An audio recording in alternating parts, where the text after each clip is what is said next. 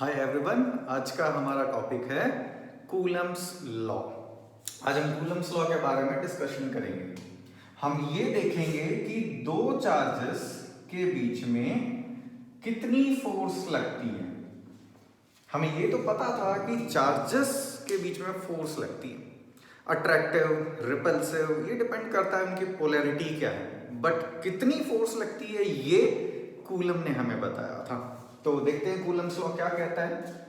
दो charges Q1 Q2, अगर इनके बीच में डिस्टेंस है R, तो जो फोर्स लगेगी इनके बीच में, इन दोनों के बीच में जो फोर्स होगी, that force is proportional to the product of the charges. Q1 और Q2 का जो प्रोडक्ट है इसके प्रोपोर्शनल होगी फोर्स। नेक्स्ट, फोर्स डिस्टेंस पे भी डिपेंड करती है। अगर ये डिस्टेंस हम डबल कर दें तो फोर्स 1/4 हो जाती है। इसका मतलब force is proportional to 1/r², या हम ये भी कह सकते हैं force is inversely proportional to the square of the distance between the charges.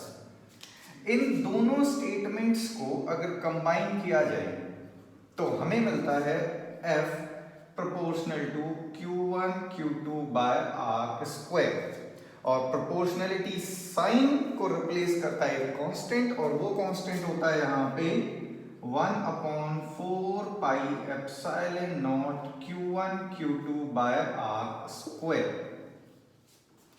अब जरा स्टेटमेंट को देखते हैं। कूलम्स लॉ की statement, it states that the force between two charged particles is directly proportional to the product of the magnitude of charge. The force is directly proportional to the product of the magnitude of charge and inversely proportional to the square of the distance between them. मतलब force is inversely proportional to the square of the distance between them.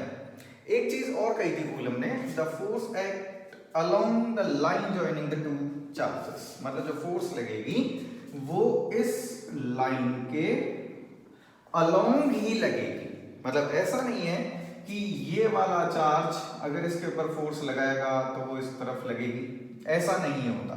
ये वाला charge इसके ऊपर force लगाता है तो या तो वो डायरेक्शन इधर होगी या वो डायरेक्शन इधर होगी। वो डिपेंड करेगा कि पोलैरिटी क्या है, पॉजिटिव चार्ज है या नेगेटिव चार्ज है। तो जो भी हो फोर्स इस लाइन के अलोंग ही लगेगी। तो ये था कूलम्स लॉ। अब हम डिस्कशन करेंगे इस कांस्टेंट के ऊपर कि 1/4 पाई एप्सिलॉन नॉट की वैल्यू क्या होती है।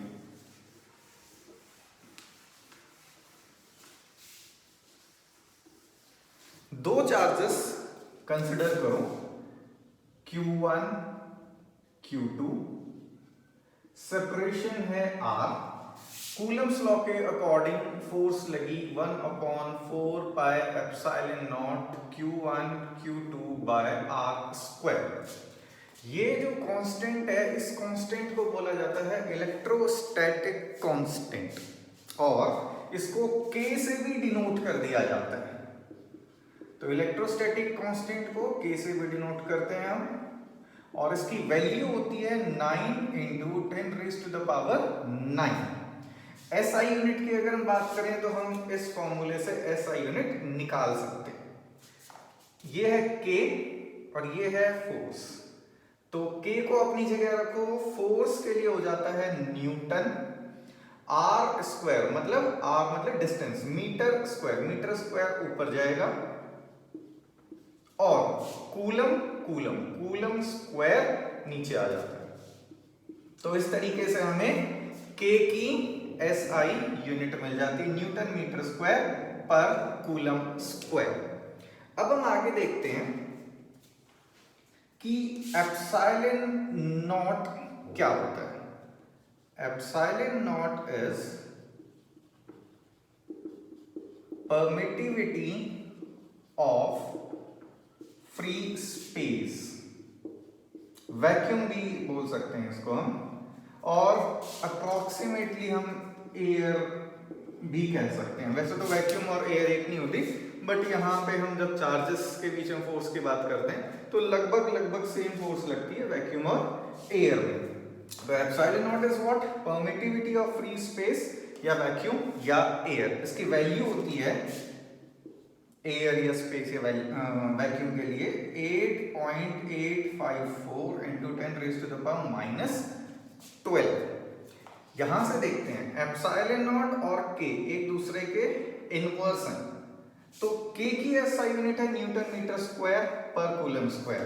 तो एप्सिलॉन नॉट की यूनिट हो जाएगी इसके इनवर्स कूलम स्क्वायर पर न्यूटन मीटर स्क्वायर। अब आगे चलते हैं, देखते हैं कि अगर यहां पे हमने क्या देखा था, ये दोनों चार्जेस जब वैक्यूम में हो या एयर में हो तो ये वाला फॉर्मूला हम यूज करेंगे। अगर ये दोनों चार्जेस किसी दूसरे मीडियम में हो तो क्या किया जाता है? मान लेते हैं ये दोनों चार्जेस किसी दूसरे मीडियम में रखे हुए, ये मीडियम एयर नहीं है, कोई दूसरा मीडियम मान लेते हैं। अब इनके बीच में, चार्जेस के बीच में जो फोर्स लगेगी उसको हम F डैश मान लेते हैं या F मीडियम लिख देते हैं। ये फोर्स कितनी लगेगी? बिल्कुल कूलम्स लॉ के अकॉर्डिंग चलते हैं, 1/4 पाई एप्सिलॉन। अगर ये एयर में होते तो यहां हो जाता है एप्सिलॉन नॉट। अगर ये एयर में नहीं है, किसी दूसरे मीडियम में है, तो उसी मीडियम की परमिटिविटी यहां पे रखी जाती, बाकी सेम है Q1 Q2 by R square. तो अगर दो चार्जेस किसी दूसरे मीडियम में है तो बस एप्सिलॉन नॉट को रिप्लेस कर दो उस मीडियम की परमिटिविटी से। तो इस तरीके से हम किसी भी मीडियम में दो चार्जेस के बीच में फोर्स निकाल सकते हैं। अब हम देखेंगे परमिटिविटी क्या होता है। परमिटिविटी को कैसे डिफाइन कर सकते हैं? Electrical permittivity.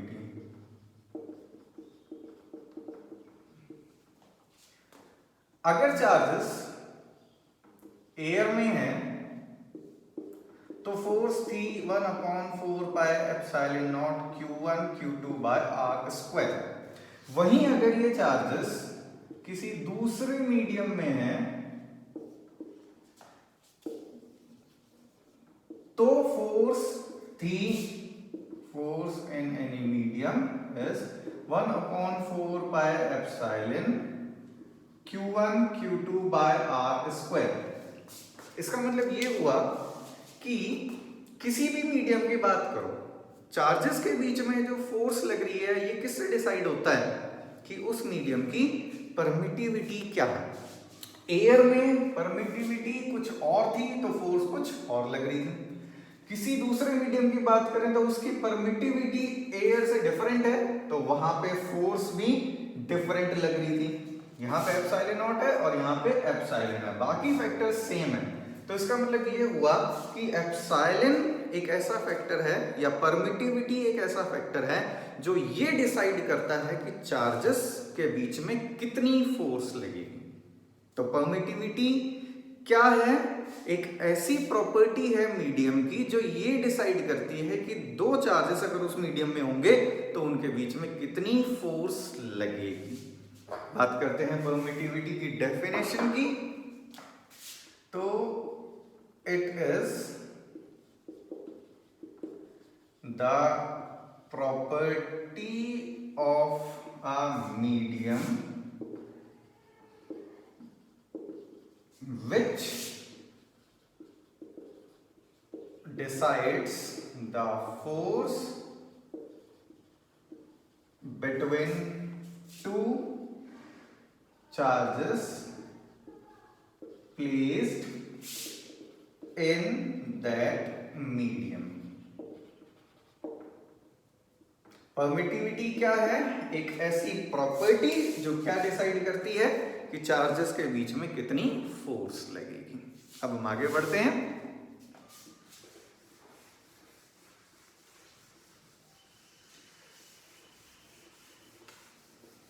Next point is relative permittivity.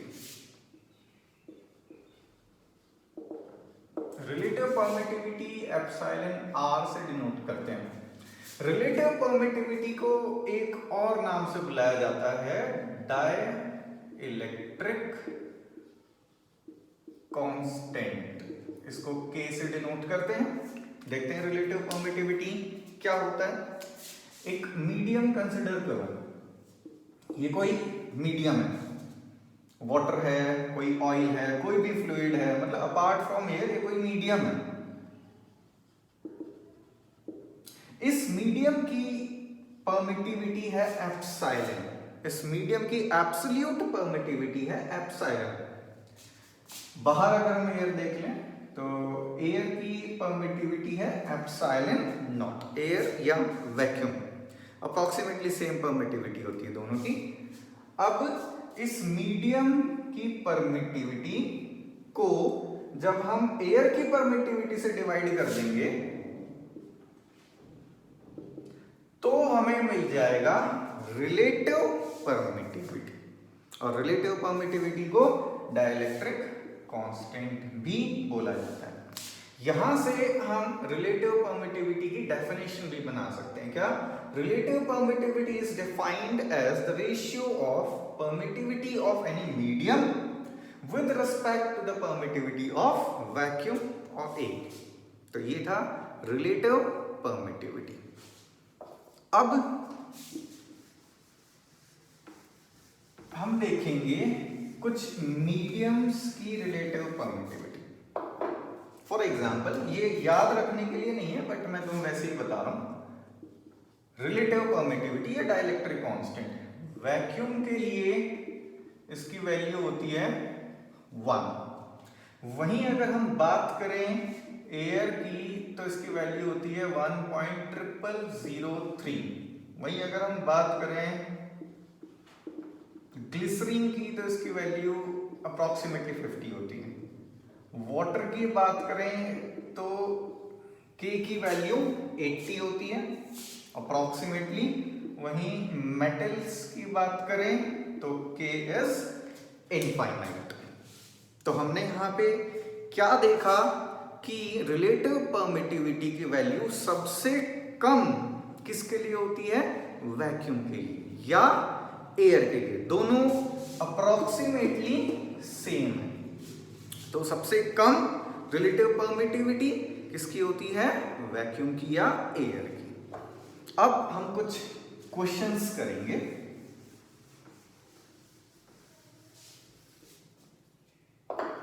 उस क्वेश्चन को करने के लिए हमें एक फॉर्मूला यूज करना पड़ेगा।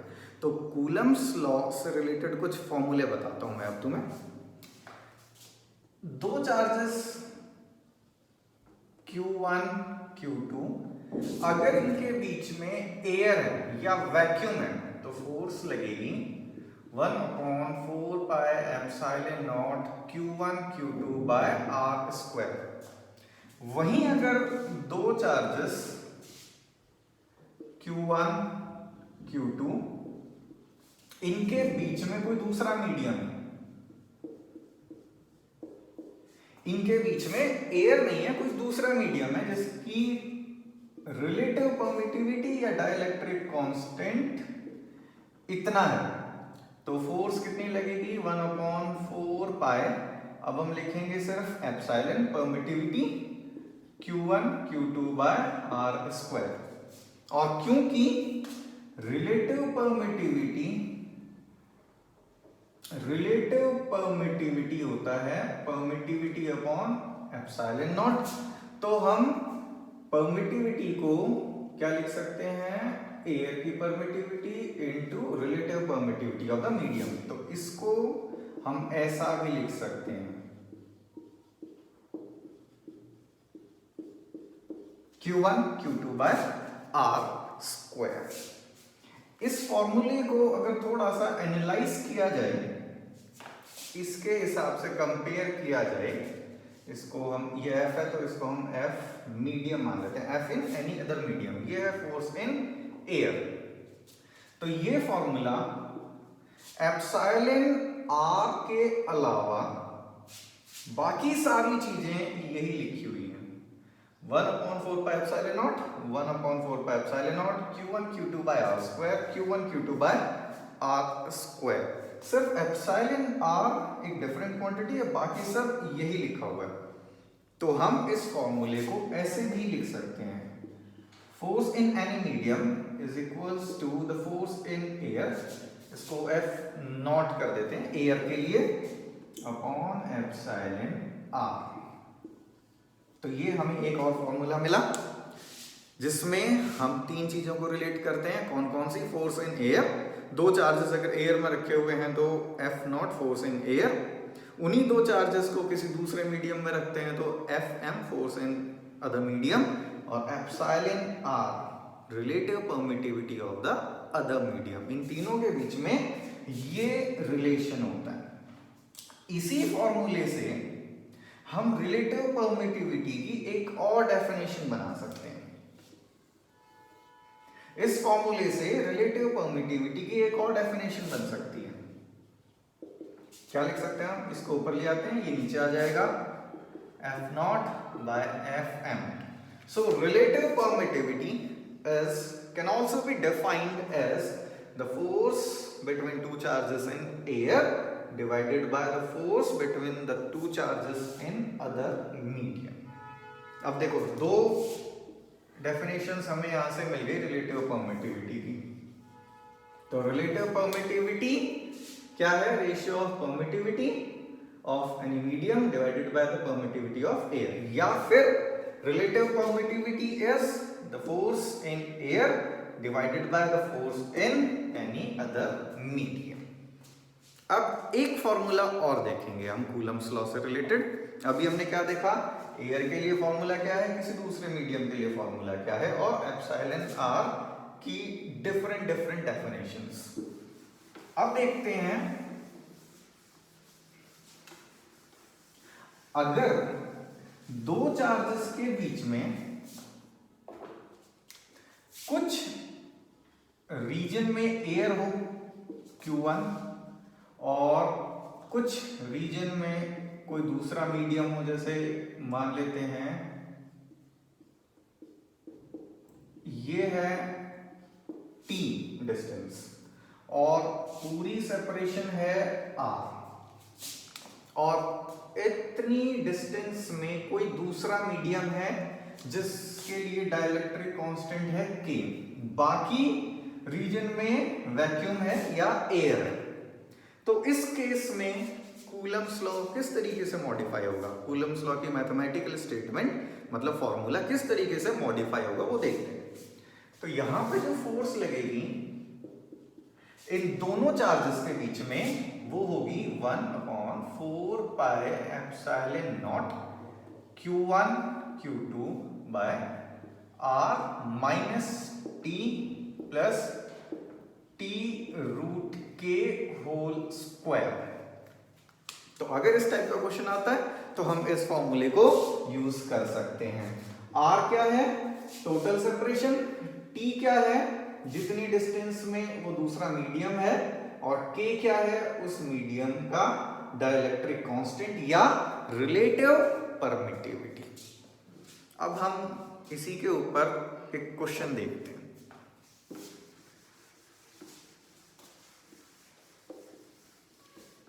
क्वेश्चन है कि दो चार्जेस Q1 Q2, इनके बीच में जो डिस्टेंस है वो R है। फोर्स हमें पता है कितनी लगेगी, अगर मीडियम एयर है तो फोर्स कितनी लगेगी? 1/4 pi epsilon naught Q1 Q2 by R square.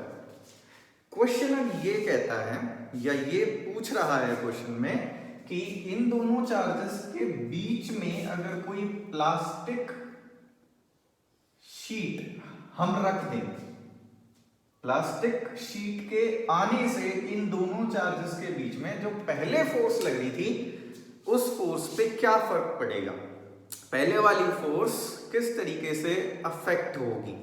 तो देखते हैं इससे रिलेटेड हमारे पास जो फॉर्मूला है वो फॉर्मूला क्या है, 1/4πε0 Q1 Q2 by R minus T plus T root K whole square. इस फॉर्मूले को और इस फॉर्मूले को जरा कंपेयर करो। आर स्क्वायर की जगह ये है, बाकी सारे पैरामीटर्स सेम है। तो ये था फोर्स इन एयर, और ये फोर्स कब है, जब प्लास्टिक शीट को रख दिया गया दोनों के बीच में। ऐसा नहीं है कि प्लास्टिक शीट पूरा रीजन कवर कर रही है, प्लास्टिक शीट की कुछ पर्टिकुलर थिकनेस होगी जो आर से कम है। अब इस पैरामीटर को देखो, आर में एक क्वांटिटी माइनस हो रही है तो आर में क्वांटिटी प्लस भी हो रही है। इस क्वांटिटी को देखो, ये क्वांटिटी आर में प्लस होती है और ये वाली क्वांटिटी आर में माइनस हो रही है। ये क्वांटिटी माइनस हो रही है और ये वाली क्वांटिटी प्लस हो रही है। ओवरऑल क्या फर्क पड़ेगा आर के ऊपर, क्योंकि यहाँ पे तो सिर्फ आर है। अब हम यही देखेंगे कि आर के ऊपर क्या फर्क पड़ा ओवरऑल। अगर देखा जाए टी रूट के को, तो ये वाली वैल्यू टी से बड़ी है। क्यों बड़ी है, मैंने अभी थोड़ी देर पहले बताया था कि एयर या वैक्यूम के अलावा किसी भी दूसरे मीडियम की अगर बात करें तो उसका डाइलेक्ट्रिक कांस्टेंट एयर वैक्यूम से ज्यादा ही होता है। एयर और वैक्यूम का डाइलेक्ट्रिक कांस्टेंट सबसे कम होता है 1 या 1.0003। तो अगर हम किसी वैल्यू में 1 से बड़ी वैल्यू मल्टीप्लाई करेंगे तो वो वैल्यू उससे बड़ी हो गई, मतलब टी रूट के इज ग्रेटर देन टी, क्योंकि के की वैल्यू 1 से ज्यादा है, के 1 से बड़ा है, इस वजह से टी रूट के टी से बड़ी वैल्यू है। तो आर में हम जो ऐड कर रहे हैं वो ज्यादा है और जो माइनस कर रहे हैं वो कम है। तो ओवरऑल फर्क क्या पड़ेगा आर के ऊपर, आर की वैल्यू अगर यहां से कंपेयर किया जाए तो ये वाली जो वैल्यू है ये ज्यादा है, आर और R minus T plus T root K ये वैल्यू बड़ी है। अगर ये वैल्यू बड़ी हो गई तो फोर्स अपने आप कम हो जाएगी। तो यहां पे हमें क्या देखने को मिला कि जब ये दोनों चार्जेस के बीच में शीट नहीं थी तब जो फोर्स थी वो ज्यादा थी, और शीट जब आई तो जो फोर्स लग रही थी वो कम लग रही थी। हम इस मैथमेटिकल एक्सप्रेशन से इस चीज को समझ सकते हैं। नेक्स्ट क्वेश्चन देखते हैं।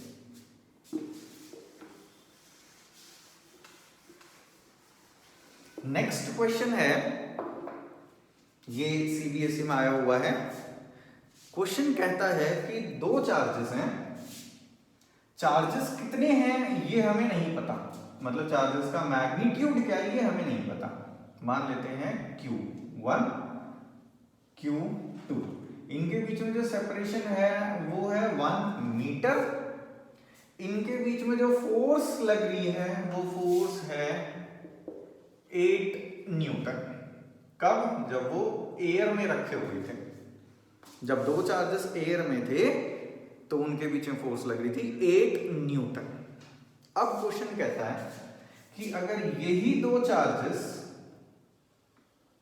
Q1 और Q2, यही दो चार्जेस अब वाटर में रख दिए गए, ये मीडियम है वाटर, सेपरेशन वही है 1 मीटर। वाटर के लिए डाइलेक्ट्रिक कांस्टेंट गिवन है। वाटर का डाइलेक्ट्रिक कांस्टेंट ऐसा नहीं है कि याद करना पड़ेगा, ये क्वेश्चन में गिवन होता है 80। अब बोला गया कि अब इन दोनों के बीच में जो फोर्स है वो कितनी लगेगी। तो हमने अभी थोड़ी देर पहले एक फॉर्मूला देखा था, K is equals to F0/Fm, मतलब dielectric constant is the ratio of force in air to the force in the medium. तो यहां से हम Fm को इधर कर देते हैं, फोर्स इन द मीडियम, ये बन जाएगा F0/K।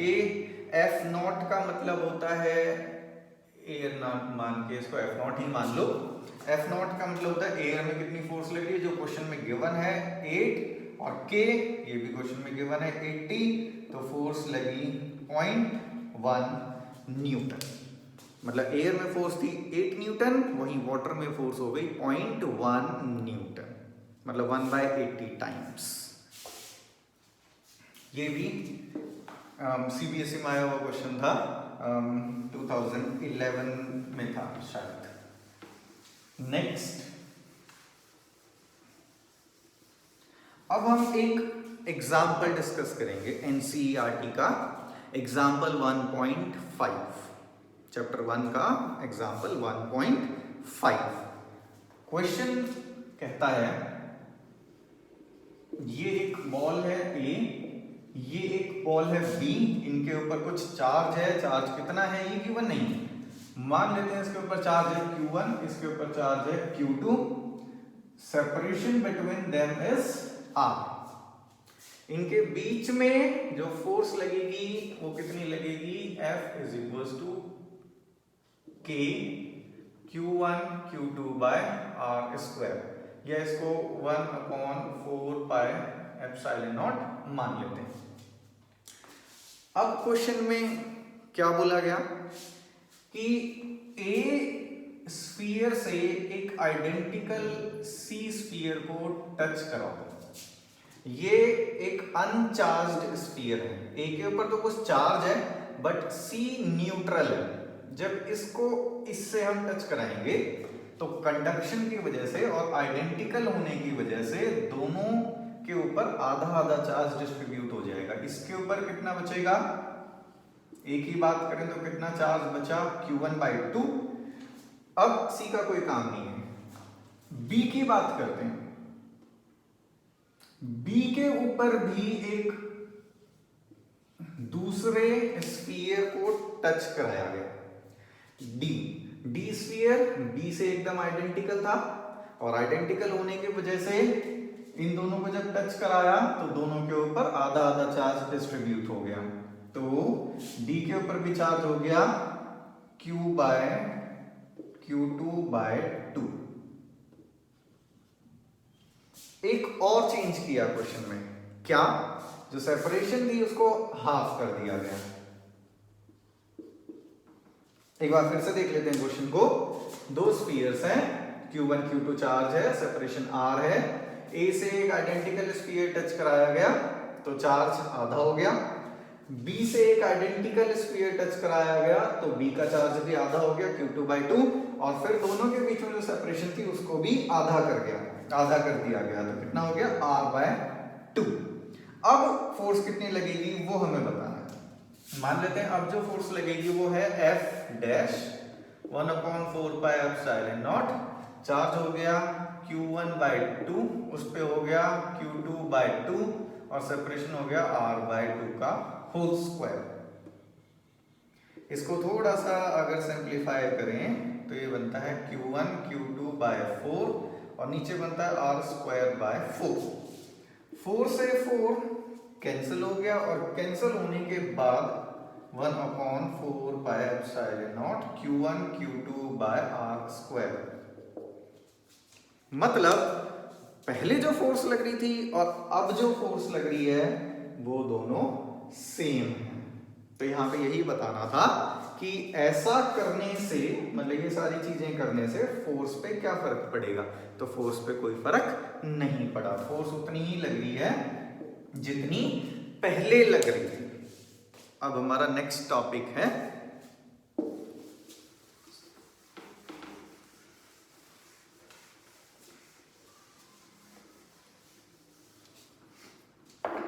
Coulomb's law in vector form. हमने अभी तक कूलम्स लॉ देखा था, मतलब दो चार्जेस के बीच में फोर्स कितनी लगती थी। डिफरेंट हमने सिचुएशंस देखी थी कि वो चार्जेस एयर में हैं तो क्या होगा, किसी दूसरे मीडियम में है तो क्या होगा। अब हम ये देखेंगे कि कूलम्स लॉ जो सिर्फ फोर्स बताता था, फोर्स का मैग्नीट्यूड बताता था, उसमें हमें फोर्स की डायरेक्शन कैसे पता चलेगी। तो कूलम्स लॉ में एक मॉडिफिकेशन करो जिससे हमें क्या पता चले, फोर्स की डायरेक्शन भी पता चले, तो उसी को बोलते हैं Coulomb's law in vector form.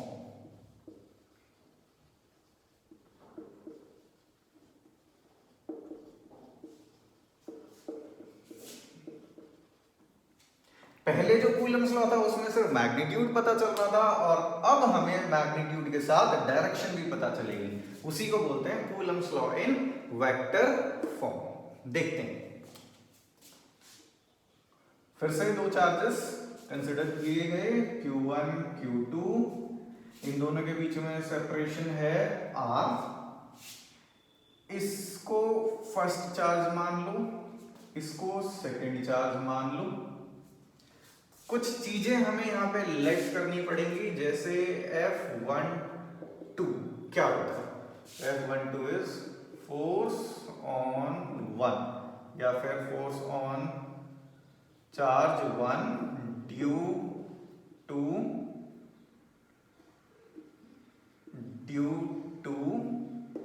Charge 2। ऐसे ही F21 को हम मान लेते हैं force on charge 2 due to charge 1। तो F12 और F21 ये हमें पहले लेट करने पड़ेंगे कि ये क्या होते हैं। F12 का मतलब 1 के ऊपर लगने वाली फोर्स 2 की वजह से, ऐसे ही F21 भी डिफाइन होता है। नेक्स्ट है दो यूनिट वेक्टर्स R12। R12 एक यूनिट वेक्टर है, इसकी डायरेक्शन क्या होती है? A unit vector from 1 towards 2। Similarly R21 unit vector from 2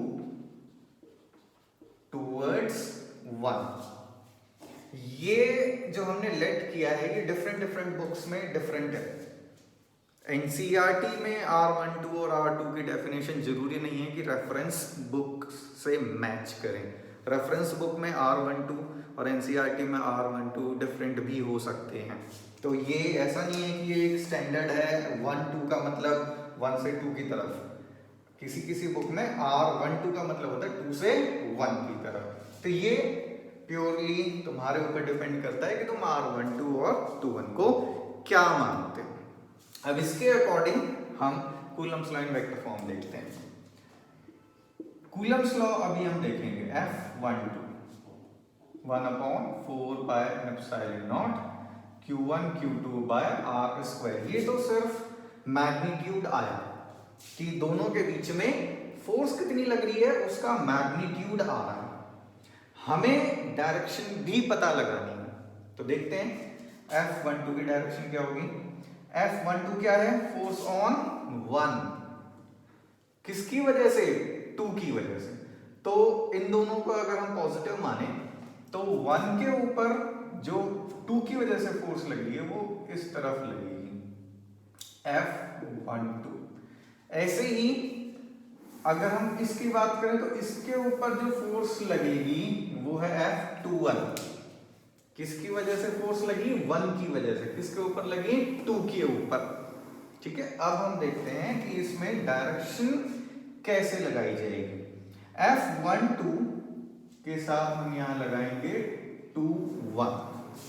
ऐसा क्यों हुआ वो देखो। जैसे ही R21 लग जाता है तो यहां पे ये वेक्टर साइन भी हम लगा देंगे।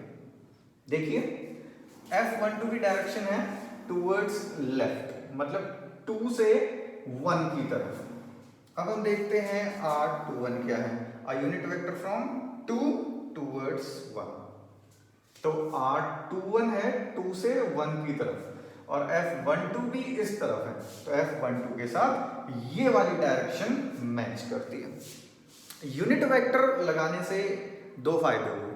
पहला फायदा क्या? यूनिट वेक्टर का मैग्नीट्यूड 1 होता है। यूनिट वेक्टर का मैग्नीट्यूड 1 होता है जिससे ओरिजिनल फोर्स के मैग्नीट्यूड पे कोई फर्क नहीं पड़ा। दूसरा फायदा कि हमें इससे डायरेक्शन पता चल गई और इसी को बोला जाता है Coulomb's law in vector form. अब हम F21 भी देख लेते हैं। F21 हो जाएगा 1/4 pi epsilon naught Q1 Q2 by R square. F21 की डायरेक्शन है टुवर्ड्स राइट, मतलब 1 से 2 की तरफ, और 1 से 2 की तरफ है R12, तो इसमें लगेगा 1 2 कैप। तो ये था Coulomb's law in vector form. अब हम देखते हैं कि वेक्टर फॉर्म का इंपॉर्टेंस क्या है, यहां से हमें क्या पता चलता है। देखिए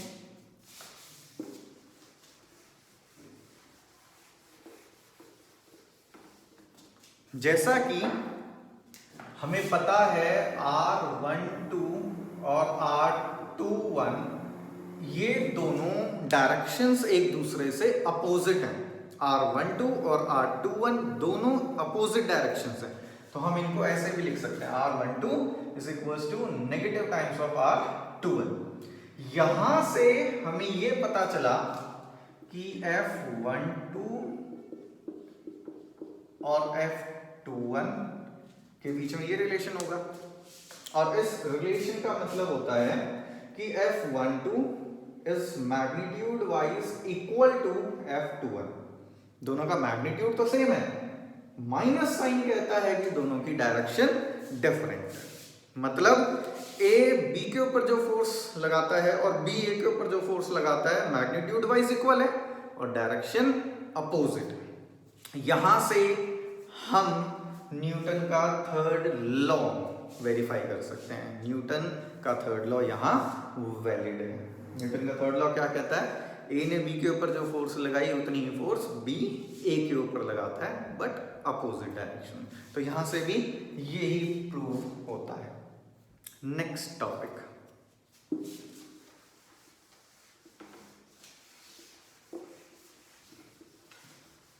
अब हम ये देखेंगे, अभी तक हमने ये देखा था कि दो ही चार्जेस के बीच में फोर्स लग रही थी। अब हम ये देखेंगे मल्टीपल चार्जेस के बीच में फोर्स किस तरीके से निकाली जाती है।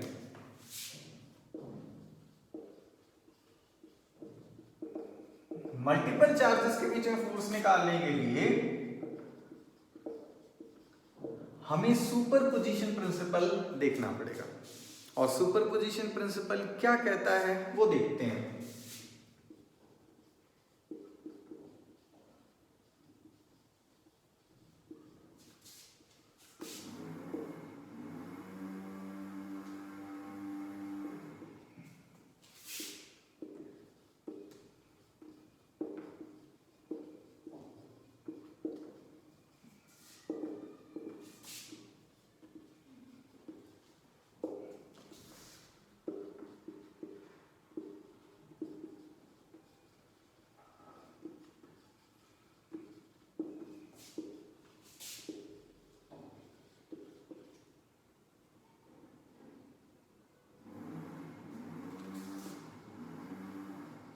taken one at a time। Superposition principle का कहना देखते हैं। The force on a charge due to other charges, किसी एक चार्ज के ऊपर force due to other charges is equal to the vector addition of all the forces on the charge due to other charges taken one at a time. मतलब उस charge के ऊपर लगने वाली सारी फोर्सेस का वेक्टर एडिशन, इसी को कहते हैं सुपरपोजिशन प्रिंसिपल। अब हम इसको दूसरे वर्ड्स में समझेंगे। सुपरपोजिशन प्रिंसिपल किस तरीके से अप्लाई होता है ये देखेंगे।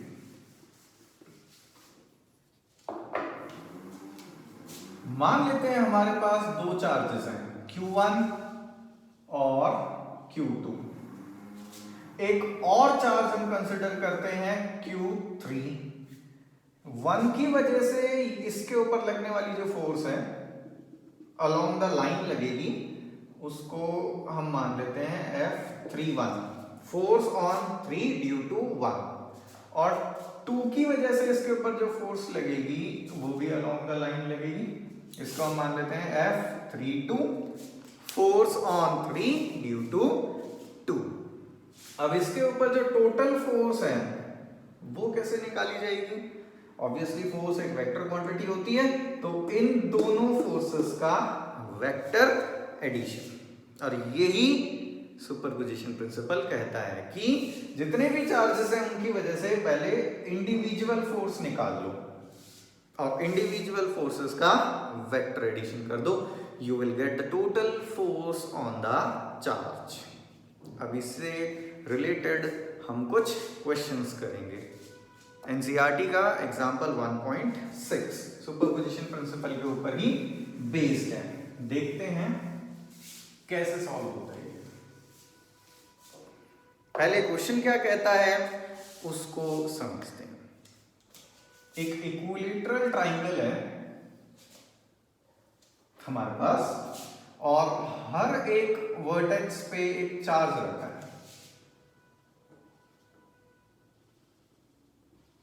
इक्विलेटरल ट्राइंगल है तो सारी साइड्स इक्वल हैं और चार्जेस भी सारे सेम हैं, क्यू चार्जेस तीनों।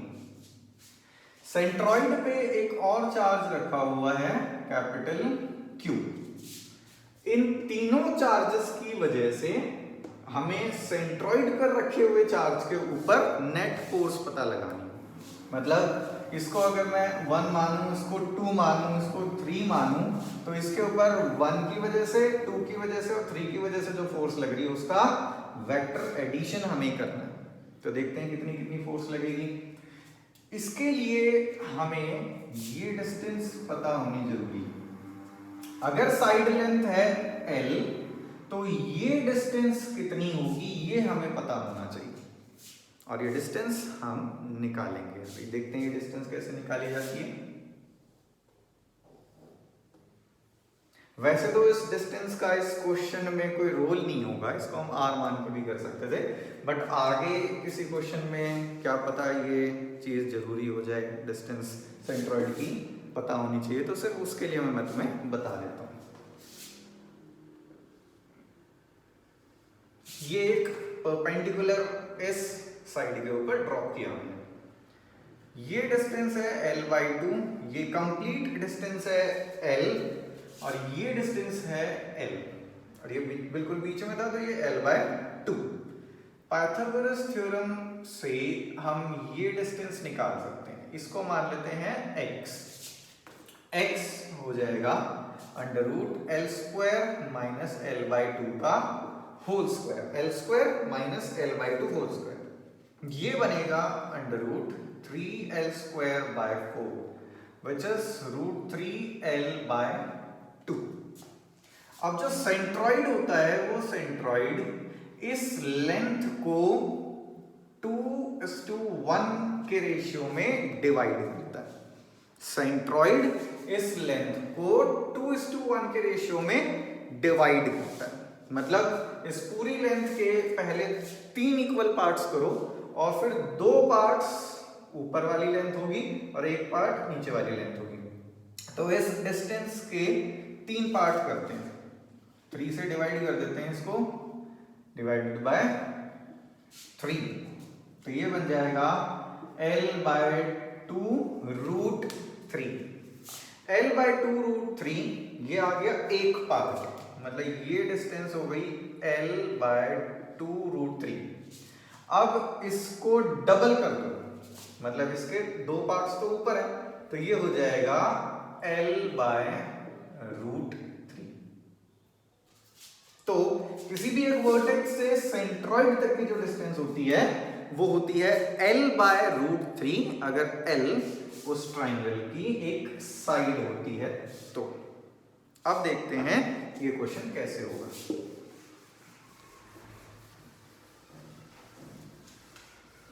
तो हमें डिस्टेंस पता चल गई, डिस्टेंस है वर्टेक्स से सेंट्रॉइड तक L/√3, L/√3।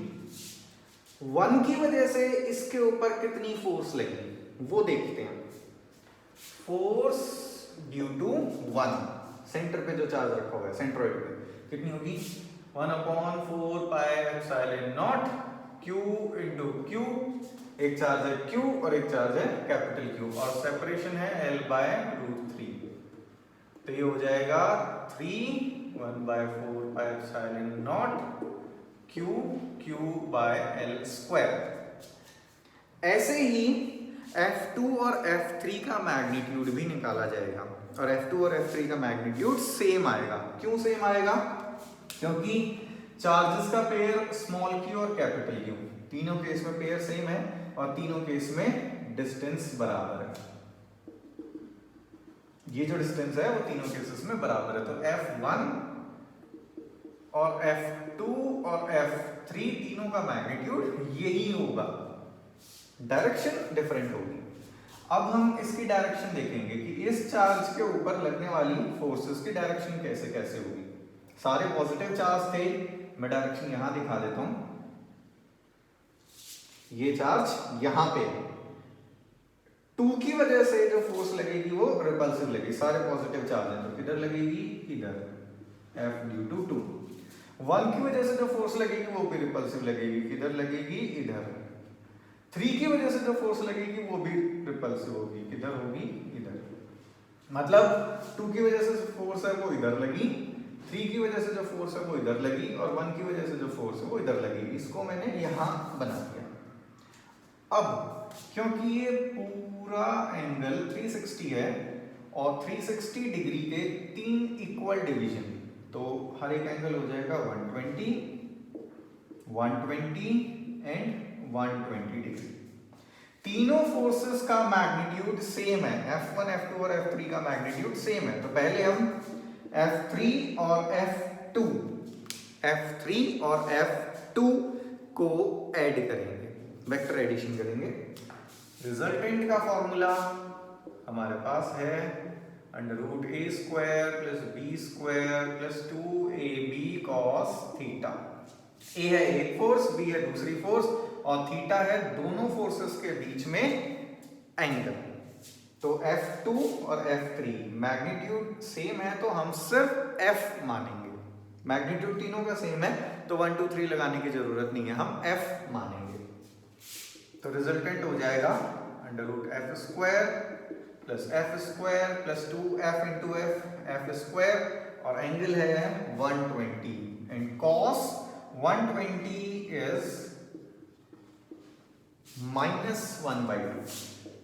cos 120 की वैल्यू होती है -½ तो इसको सॉल्व करके हमें क्या मिला, f² + f² + 2f² -½ 2 से 2 कैंसिल और ये माइनस इधर आ जाएगा, एक f² से कैंसिल, बचा सिर्फ f², मतलब f। मतलब ये हुआ अगर दो इक्वल फोर्सेस 120 डिग्री पे लगती हैं तो रिजल्टेंट भी सेम आता है। तो इन दोनों का जो रिजल्टेंट होगा वो पैरेललोग्राम लॉ से अगर देखा जाए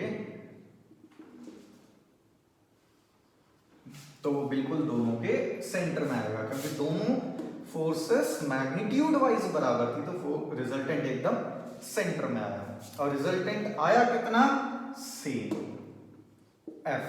अगर हम तीनों फोर्सेस का मैग्नीट्यूड को F माने, 1 2 और 3 को मैं हटा देता हूं। 1 2 और 3 तो सिर्फ डायरेक्शन के लिए हमने लिखा हुआ था, बाकी ये सारे फोर्सेस सेम मैग्नीट्यूड की थी, तो इसका और इसका रिजल्टेंट आया F। अब इसको और इसको देखो, ये वाली फोर्स अब ये और ये नहीं है, क्योंकि इन दोनों का तो रिजल्टेंट हमने देख लिया। तो ये वाली फोर्स और ये वाली फोर्स एक दूसरे से बिल्कुल अपोजिट है, opposite forces equal in magnitude, तो ये दोनों एक दूसरे को कैंसिल करेंगी और अल्टीमेटली इस चार्ज के ऊपर जो नेट फोर्स होगी वो हो जाएगी 0। इसको भी हम इस फॉर्मूले से कर सकते हैं। इसके लिए हमें यहाँ पे cos 180 रखना पड़ेगा, क्योंकि इन दोनों के बीच में एंगल कितना है, 180, और cos 180 रख के इसको सॉल्व करोगे तो आंसर 0 ही आता है। तो ये था एग्जांपल 1.6। अब हम देखेंगे एग्जांपल 1.7।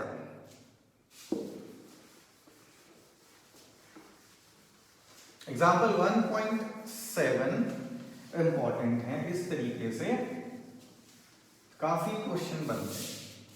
1.7 अब भी इक्विलेटरल ट्राइंगल है, साइड लेंथ L है, यहां चार्ज है Q, पॉजिटिव चार्ज है, यहां चार्ज है Q, ये भी पॉजिटिव है, और यहां चार्ज है Q, ये नेगेटिव है।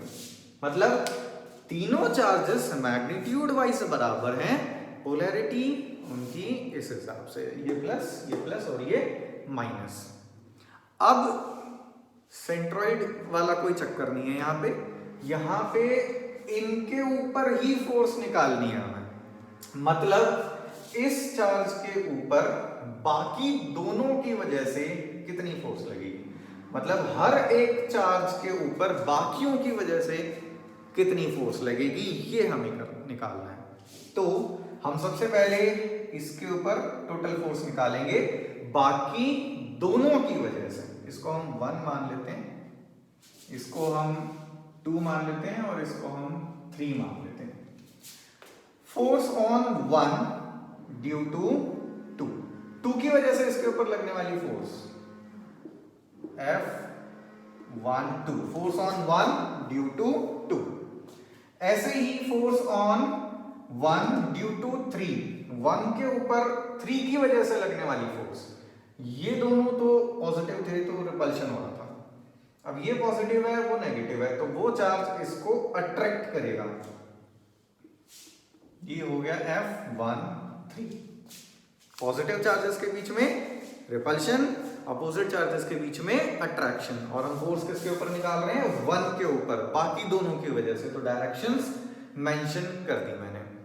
अब इन दोनों फोर्सेस का मैग्नीट्यूड देख लेते हैं, क्योंकि अब हमें इनको ऐड करना है, वेक्टर एडिशन करना है। तो F12 formula 1/4πε0, Q1 Q2 magnitude wise दोनों चार्ज सेम है, भले ही वो नेगेटिव है बट मैग्नीट्यूड सेम है, तो Q स्क्वायर अपॉन डिस्टेंस है L स्क्वायर। अब हम ये देखेंगे कि F12 का मैग्नीट्यूड और F13 का मैग्नीट्यूड सेम आएगा। F12 और 13 मैग्नीट्यूड वाइज सेम होंगे, क्योंकि चार्जेस का पेयर सेम है और दोनों चार्जेस के बीच में डिस्टेंस भी बराबर होगी। अब देखते हैं इन दोनों का रिजल्टेंट वेक्टर एडिशन। तो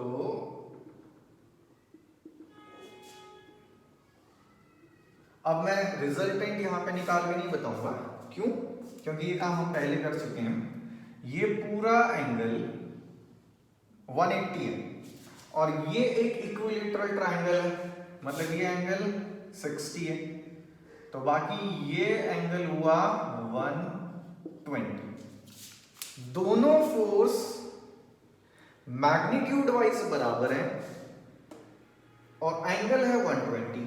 तो पिछले केस में हमने देखा था अगर दो फोर्स मैग्नीट्यूड वाइज बराबर हो और एंगल 120 हो तो रिजल्टेंट भी सेम आता है, रिजल्टेंट भी किसी एक फोर्स के बराबर आता है। तो अगर हम 1, 2 और 1, 3 को हटा दें, सारी फोर्सेस को F माने, तो रिजल्टेंट आएगा F, मतलब हम रिजल्टेंट को लिख सकते हैं 1/4πε0 Q square by L square. इतनी फोर्स इसके ऊपर लगेगी, ये चीज यहां लिख दी, और किस डायरेक्शन में लगेगी, इन दोनों के बिल्कुल सेंटर में, मतलब यहां से अगर देखा जाए तो ये एंगल 120 बन जाएगा। बाकी एंगल्स वगैरह तो कहीं से भी देख के हम बता सकते हैं इसमें कितना होगा। सिमिलरली इसकी बात करें तो इसके ऊपर भी फोर्स बिल्कुल इसी तरीके से लगेगी। इसके ऊपर इसकी वजह से लगने वाली फोर्स इधर, इसकी वजह से लगने वाली फोर्स इधर, और इन दोनों का वेक्टर एडिशन, मतलब जितना फोर्स इसके ऊपर लग रहा है नेट, उतना ही फोर्स इसके ऊपर भी लगेगा। अब बात करेंगे इसकी, इसका और इसका केस आइडेंटिकल था, इसका केस थोड़ा सा डिफरेंट होगा। क्या होगा देखते हैं।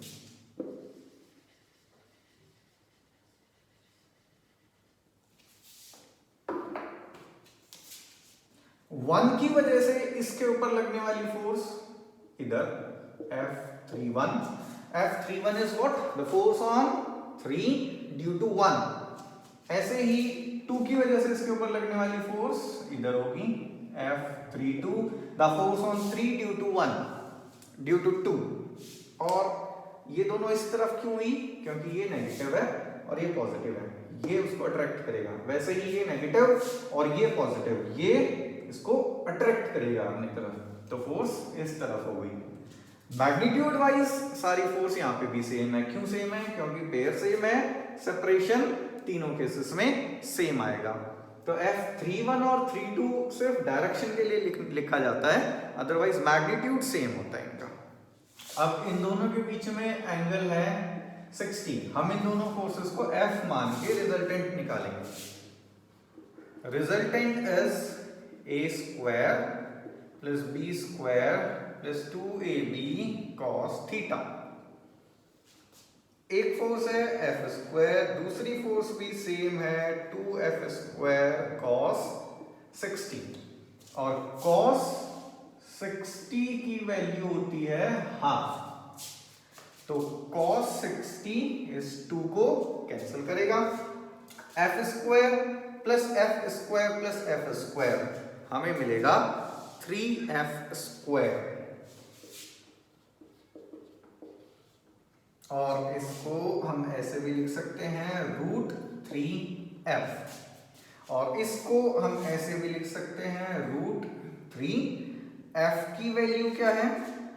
ये रही 1/4πε0 Q²/L²।